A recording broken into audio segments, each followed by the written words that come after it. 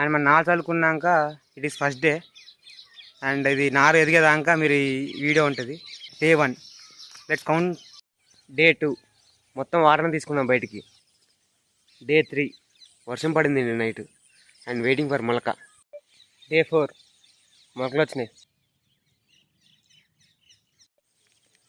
Day 5 పచ్చబడింది మొత్తం. Day 6 వర్షం రోజు పడుతూనే ఉంది.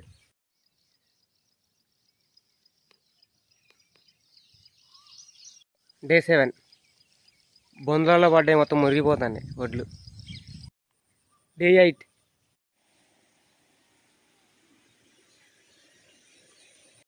డే 9 వాటర్ పెట్టుకున్నాం, మళ్ళీ తీసేయాలి వాటర్. 10th డే ఇవాళ నారుకి. 11th డే ఇవ్వాలి నారుమడికి. అండ్ ఇక్కడ నిన్న బర్రె దొక్కింది మొత్తం. 12th డే ఇవ్వాలి నారుమడికి. 13th డే ఇవాళ మందేసుకోవాలి, మందేసుకుంటున్నాం ఇవాళ మనం. 14th డే ఇవాళ.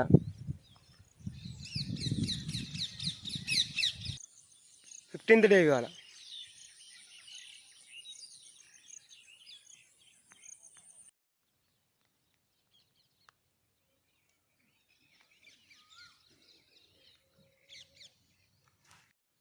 17th డే ఇవాళ. నారు బాగానే పెరిగింది కొంచెం. 18th డే ఇవాళ నారుమడికి. అండ్ ఇంకో 2 రోజుల్లో మొత్తం పొలం దున్నేసుకోవాలి.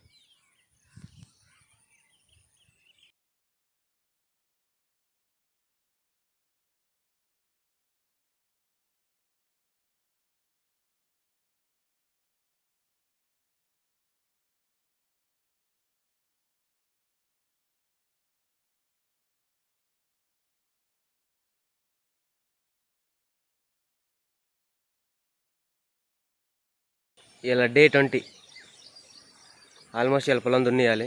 ఇంకా 10 రోజులు ఉంది మన నాటేద్దానికి. ఇవాళ డే 21.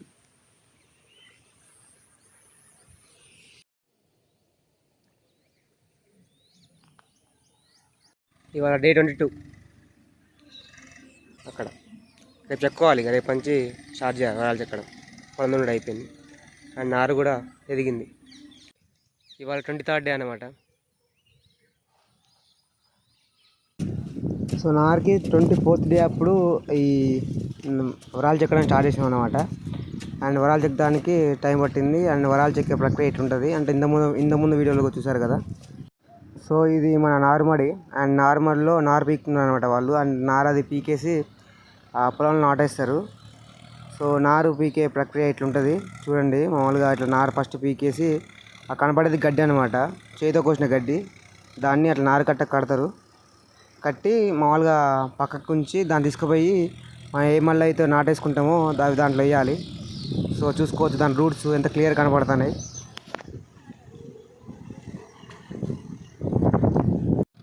నారైతే ఈ విధంగా పీకాలి. అంటే అవి రూట్స్ నుంచి పీక్కుంటూ రావాలన్నమాట. సో పైన పీకితే ఆ రూట్స్ కట్ అయిపోతాయి. అట్లా కాకుండా మంచిగా పీకాలి.